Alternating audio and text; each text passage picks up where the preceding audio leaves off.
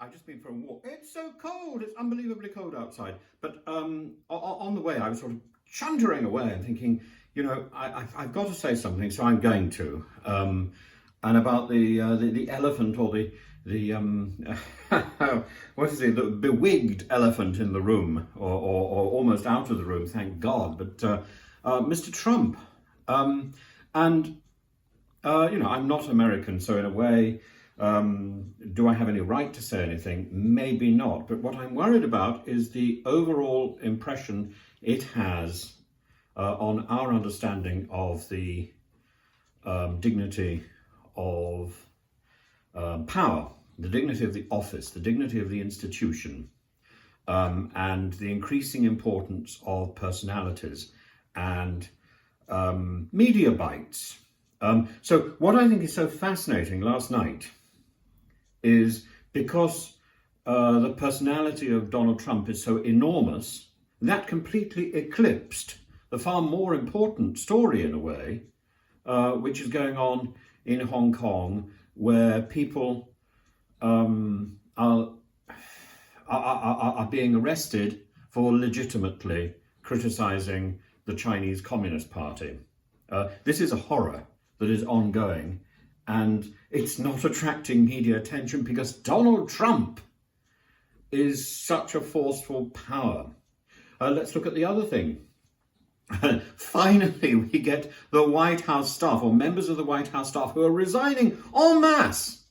We're getting Twitter and Facebook that are blocking Mr. Trump. This is sort of virtue signaling, all a little bit too late. For years, these people have been empowering and normalizing this man who has been flouting the rules of dignity, flouting the honor of the office that he was holding. Maybe there are reasonable questions about the election that was fought. There are reasonable questions about a number of elections around the world in recent times. But you've got to ask whether or not pursuing those questions at the expense of the dignity of the office is worthwhile. That's the issue, really.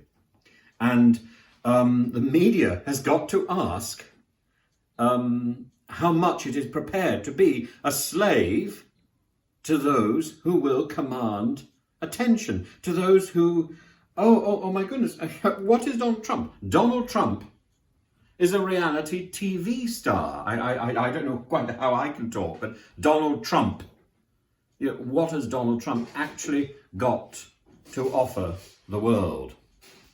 So the White House riots, why are we not hearing far more about those people who have flouted, who have disregarded basic good, who have given an example to the rest of the world that says,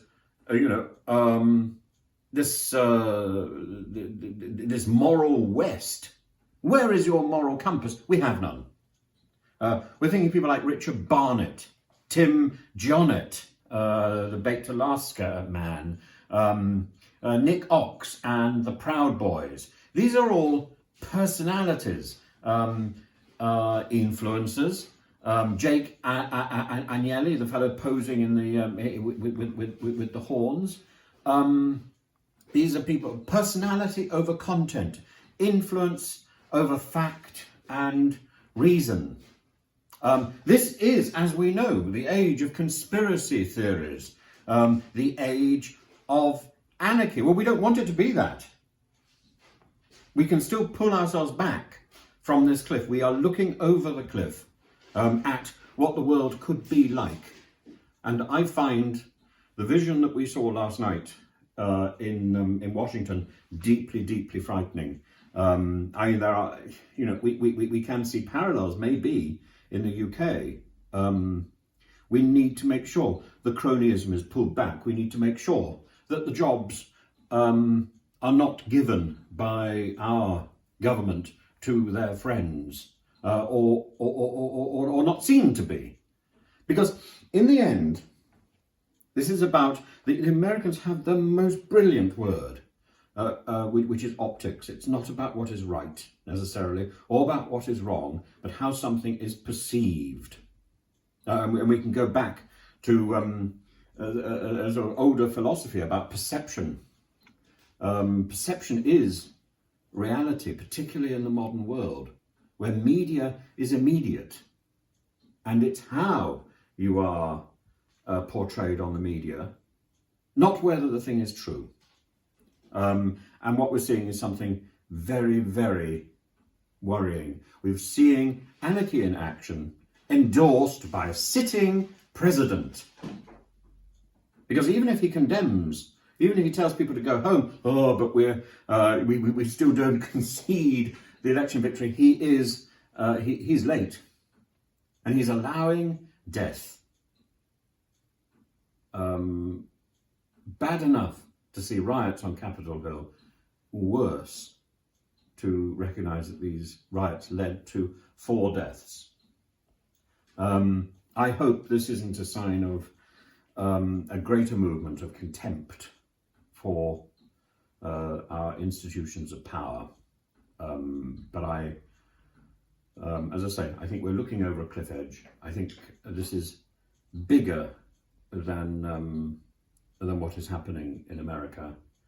And as I had sworn that I wouldn't say anything, but I think it is impossible to keep quiet.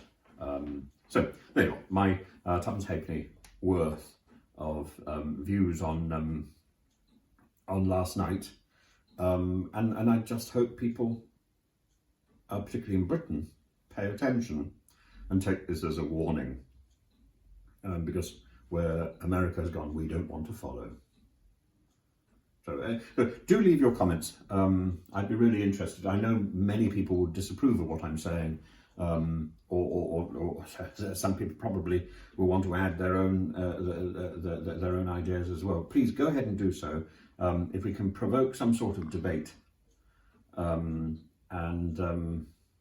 recognise that this is not something happening in another country. This could be happening here. This is something that is so worrying, because the underlying issue is about the rise of personality and the suppression of the importance of the institution, and it's the institutions of power that matter. There we go.